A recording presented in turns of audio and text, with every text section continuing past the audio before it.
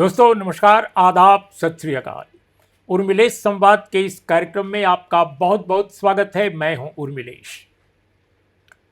आज मैं इतिहास के कुछ ऐसे अध्यायों को आपके सामने पेश करना चाहता हूं जिनके बारे में बहुत गलत सलत कहा जा रहा है।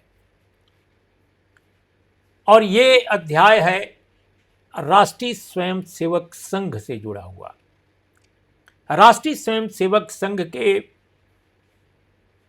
कुछ सांगठनिक उससे जुड़े हुए कुछ लोग जो लिखते हैं, जो आरएसएस के बौद्धिक माने जाते हैं, भारतीय जनता पार्टी के नज़दीकी माने जाते हैं, वो जो मीडिया के कई प्लेटफॉर्म्स हैं उन पर भी काम करते हैं।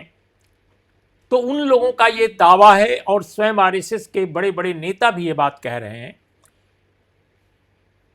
कि सिर्फ महात्मा गांधी नहीं बल्कि बाबा साहब भीमराव अंबेडकर भी राष्ट्रीय स्वयंसेवक संघ की शाखाओं में आए थे। और बाबा साहब भीमराव अंबेडकर के बारे में वो ये बताते हैं आरएसएस के लोग, और खासकर इस 100वें वर्ष में तो काफ़ी इसको लगातार कहा जा रहा है। 2020 में, 2022 में, 2024 में और 2025 में भी कई इस तरह के लेख आरएसएस के, बीजेपी के समर्थित लोगों ने लिखे हैं और वो अलग अलग प्लेटफॉर्म्स पे छपे हैं। आजकल सोशल मीडिया का ज़माना है, तो कहीं कोई लिख देता है और वो फिर प्रचलित हो जाता है, लोग उसको मान लेते हैं। अब इंटरनेट बेस्ड जो प्लेटफॉर्म्स हैं वो कहीं भी गूगल कीजिए तो गूगल पे भी वो आ जाता है, और गूगल पे आ जाता है तो फिर वो देवता की एक आवाज़ बन जाता है, गूगल देवता की, कि भाई ये तो सही है, गूगल कह रहा है। लेकिन क्या सच है ये जो कहा जा रहा है?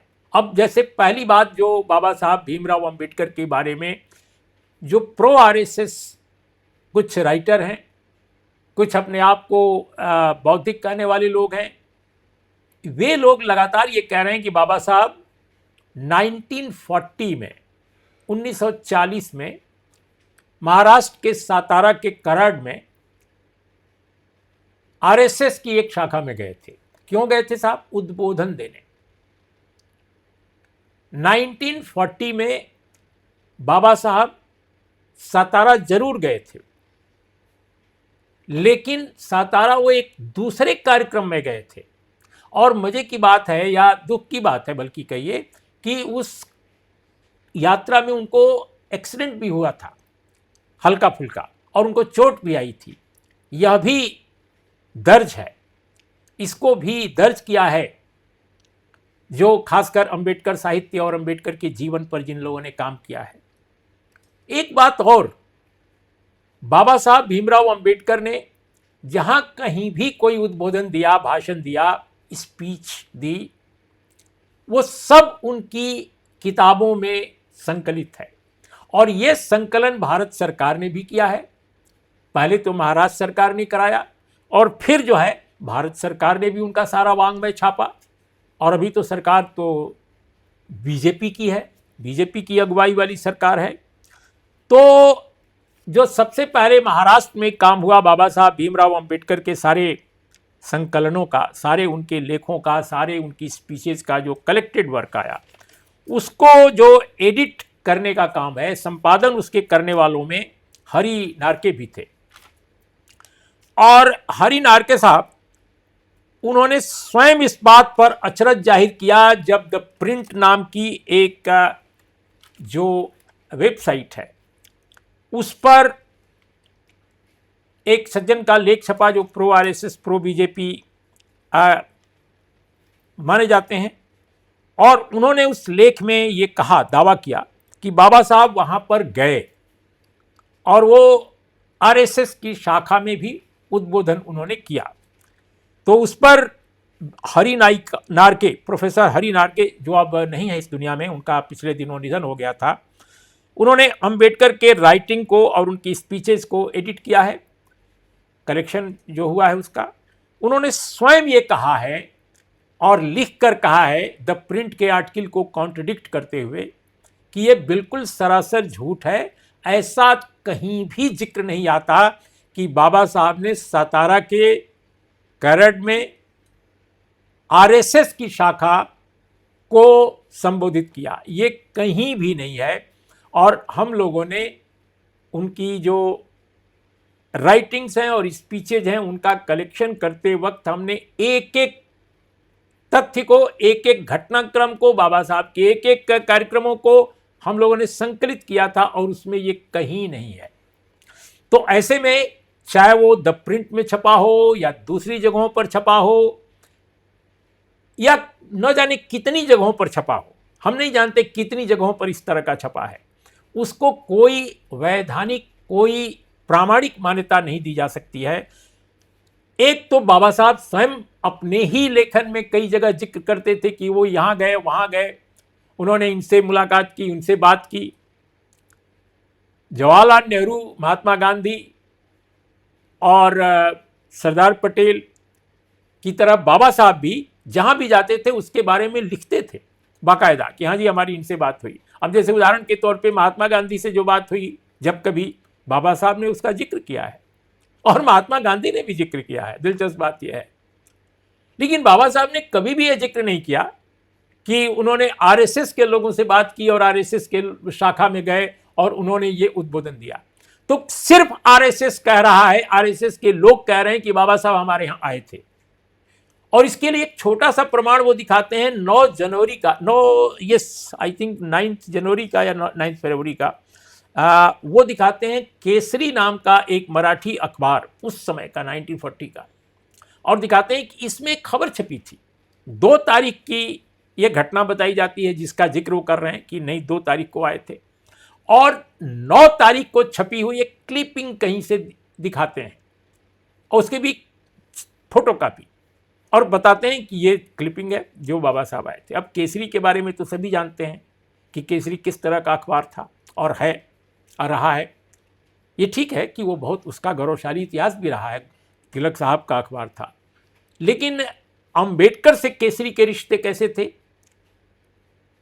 बाकायदे बाबा साहब ने इस बारे में लिखा है और पूरा देश जानता है, जिन्होंने भी अंबेडकर साहब को पढ़ा है, जिन्होंने अंबेडकर साहित्य से जो भी अवगत हैं, कि बाबा साहब के अखबार का विज्ञापन, जिसके लिए पैसा बाबा साहब जमा कराए थे, उसको भी छापने से इनकार कर दिया था। केसरी इतना चिढ़ता था बाबा साहब से। केसरी के जो चलाने वाले लोग थे, उसको संचालित करने वाले लोग थे, वो एक खास समाज के थे, एक खास वर्ण के थे, और वो अनुसूचित जाति से, एक वंचित समाज से आए हुए उभरते हुए बड़े बुद्धिजीवी को बिल्कुल टॉलरेट नहीं कर सकते थे कि वो अखबार निकाल रहा है और उसका वो विज्ञापन हमारे अखबार में छपे। हम नहीं जानते कि किन कारणों से वहाँ छपा, क्या छपा। कई बार ऐसा हम लोगों ने देखा है, कोई खबर छप जाती है और बेसिर पैर की होती है, बिल्कुल गलत होती है। तो सिर्फ एक अखबार की छोटी सी एक क्लिपिंग दिखाकर, वो भी फोटो कापी, आप बता रहे हैं कि ये बाबा साहब यहाँ आए थे, लेकिन देश में और कोई नहीं जानता, बाबा साहब के लोग नहीं जानते, बाबा साहब पर रिसर्च करने वाले नहीं जानते, बाबा साहब स्वयं दर्ज नहीं करते इस घटनाक्रम को कहीं भी। तो इसका क्या मतलब है? और दोस्तों, एक बात वो और कहते हैं कि भंडारा उपचुनाव जो हुआ था, उसमें आरएसएस के दत्तोपंत ठेंगड़ी उनके एजेंट थे, चुनाव एजेंट। अब ये भी अजीब बात है, कुछ तो ये भी कह देते हैं कि जनसंघ का उनके साथ अलायंस था। ये बात सही है कि कांग्रेस पार्टी और कम्युनिस्ट पार्टी ने भंडारा में बाबा साहब को चुनाव लड़ाने के लिए एकजुटता कायम की थी, इसमें कोई दो राय नहीं। कम्युनिस्ट पार्टी के डांगे साहब और कांग्रेस पार्टी के बहुत सारे नेता, इन लोगों ने मिलकर के बाबा साहब को हराने की हर संभव कोशिश की और उसमें सफल हुए। लेकिन बाबा साहब का जो अलायंस था सिर्फ सोशलिस्ट पार्टी के साथ था।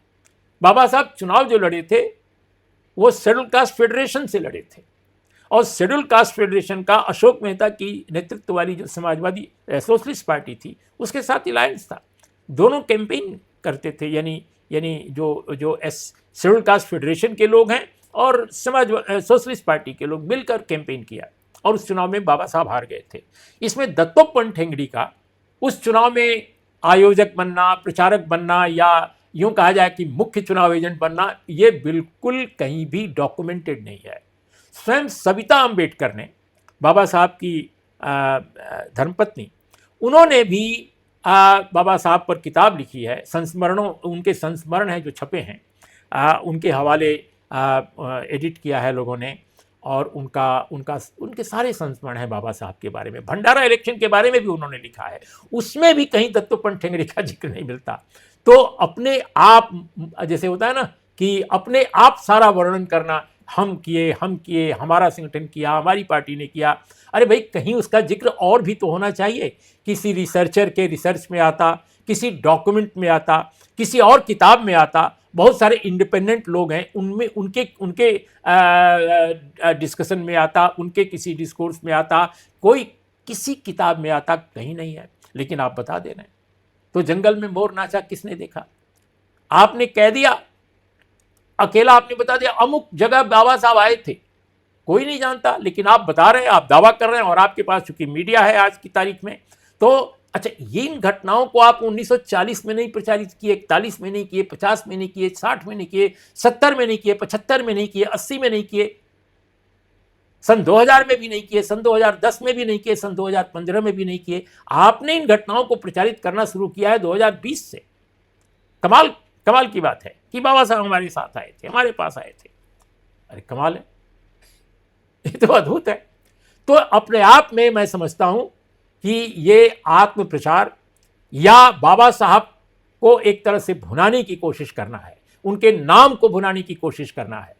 अब बाबा साहब जैसा व्यक्ति जो सीधे सीधे सावरकर को खारिज करता है, रिजेक्ट करता है, और उनके बारे में इतनी कड़ी बात लिखता है सावरकर के बारे में, और वो बताते हैं बाबा साहब कि किस तरह टू नेशन थ्योरी जो जिन्ना के से जो आइडेंटिफाइड है, वो कहते हैं कि इसकी तो शुरुआत सावरकर करते हैं, और साफ साफ उनकी आलोचना करते हैं। जमकर उन्होंने बाबा साहब ने सावरकर को और उनके पूरे हिंदुत्व को रिजेक्ट किया है।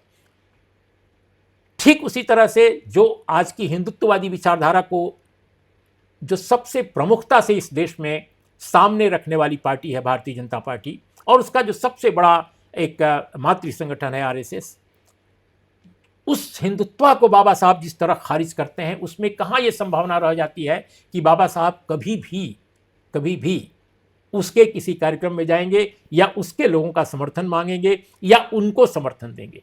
क्या बाबा साहब कहते हैं? बाबा साहब जो कहते हैं, मैं उन्हीं के कलेक्टेड वर्क से निकाल कर आपको सुना देता हूँ। ये बाबा साहब का कलेक्टेड वर्क है, इसको हिंदी में संपूर्ण वाङ्मय कहते हैं, और ये खंड 15 है। खंड 15 के पेज नंबर 365 पर बाबा साहब लिखते हैं कि वास्तव में अगर हिंदू राज बन जाता है तो यह इस देश के लिए एक भारी खतरा पैदा करेगा। हिंदू कुछ भी कहें, पर उनका हिंदुत्व स्वतंत्रता, समानता और भाईचारे के लिए खतरा है। इस आधार पर लोकतंत्र के लिए यह सर्वथा अनुपयुक्त है। हिंदुत्व राज को यानी हर कीमत पर रोका जाना चाहिए। ये बाबा साहब वाङ्मय संख्या खंड 15 वाङ्मय उसके 365 पेज पर कहते हैं। अब आप बताइए, बाबा साहब की जो विचारधारा इतनी क्लियर है, तो क्या वो आरएसएस के किसी भी कार्यक्रम में जाएंगे हिंदुत्व का महिमा मंडन करने? और क्या हिंदुत्व के जो पैरोकार आरएसएस के लोग हैं, फिर क्या वो बाबा साहब को बुलाएंगे कि आकर उनकी वो धज्जियां उड़ाएं? मुझे तो ऐसा नहीं लगता, मुझे तो कतई ऐसा नहीं लगता, और लगने की बात नहीं है। कहीं ऐसा डॉक्यूमेंट मिलता नहीं है सिवाय आरएसएस वालों के दावे के।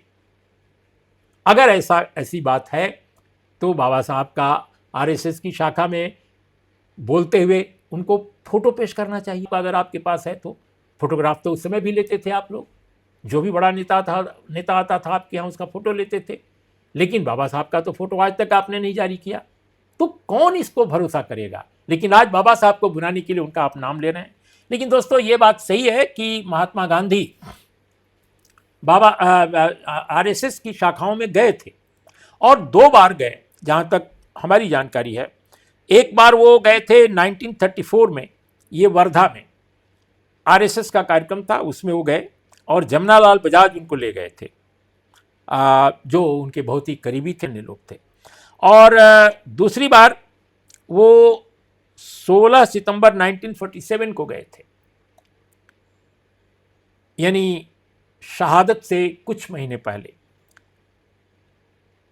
वर्धा के कार्यक्रम के बारे में बहुत डिटेल नहीं मिला है मुझे, हालांकि वहाँ भी वो बहुत सहज नहीं थे जो जो हमने देखा, लेकिन बहुत डिटेल हमारे पास नहीं है। लेकिन जो दिल्ली के कार्यक्रम में 16 सितंबर 1947 को गए वो, उसमें भाग लेते हुए उन्होंने क्या कहा? उन्होंने कहा कि राष्ट्रीय स्वयंसेवक संघ हिंदू धर्म को संकीर्ण बना रहा है, सेक्टेरियन बना रहा है, इसको कट्टरता से भर रहा है, इसको ऐसा नहीं करना चाहिए, ये माइनॉरिटीज में यानी अल्पसंख्यकों में भय पैदा कर रहा है। ऐसा लग रहा है कि महात्मा गांधी आज बोल रहे हैं। ये वक्तव्य महात्मा गांधी का पढ़ते हुए मुझे ऐसा लग रहा है कि महात्मा गांधी आज के संदर्भ में बोल रहे हैं, लेकिन 1947 में भी ऐसा लगता है कि ऐसा ही माहौल था, शायद इससे भी ज़्यादा खतरनाक रहा होगा। और वो ये कह रहे हैं कि ये कट्टरता बढ़ा रहा है, संकीर्णता बढ़ा रहा है, माइनॉरिटीज में भय पैदा कर रहा है। गांधी जी दोस्तों ये बात जब बोल रहे थे तो बताया जाता है कि जो गुरु गोलवलकर थे बड़े दुखी हुए और वो हट गए थे। इसके अलावा दोस्तों आरएसएस को लेकर उनके जो इस तरह के विचार थे वो लगातार कंसिस्टेंट थे, कहीं उन्होंने आरएसएस की प्रशंसा नहीं की है। कहा जाता है कि एक बार गांधी जी कहीं जा रहे थे तो उनके साथ बैठे किसी व्यक्ति ने गाड़ी में कहा कि बापू उधर देखिए आरएसएस की एक शाखा लगी हुई है मैदान में। उसकी ओर देखा गांधी जी ने, और उस व्यक्ति ने कहा कि ये बहुत ही डिसिप्लिन्ड लोग हैं, एक चीज़ तो माननी पड़ेगी। प्यारेलाल जी ने, जो उनके पीए थे, निजी सचिव थे, उन्होंने लिखा है कि गांधी जी ने उनकी प्रशंसा सुनी आरएसएस के लोगों की, तो उन्होंने कहा लेकिन ये मत भूलिए कि हिटलर के नाजी भी और मुसोलिनी के फासिस्ट भी काफ़ी अनुशासित होते हैं। तो दोस्तों आपके सामने मैंने बाबा साहब भीमराव अंबेडकर, महात्मा गांधी दोनों के आरएसएस की शाखाओं में जाने या उनके कार्यक्रमों में जाने को लेकर ये एक कहानी सुनाई, और ये कहानी प्रामाणिक है, तथ्यों पर आधारित है और इसके सबूत मौजूद हैं। आपको कैसी लगी ये कहानी? आप स्वयं अर्थ निकालिए, आप स्वयं अपना मतलब निकाल सकते हैं कि क्या सच है, क्या गलत है, और क्यों महात्मा गांधी और अंबेडकर का नाम लेकर उनको भुनाने की कोशिश आरएसएस करता है। तो आज इतना ही। नमस्कार, आदाब, सत श्री अकाल।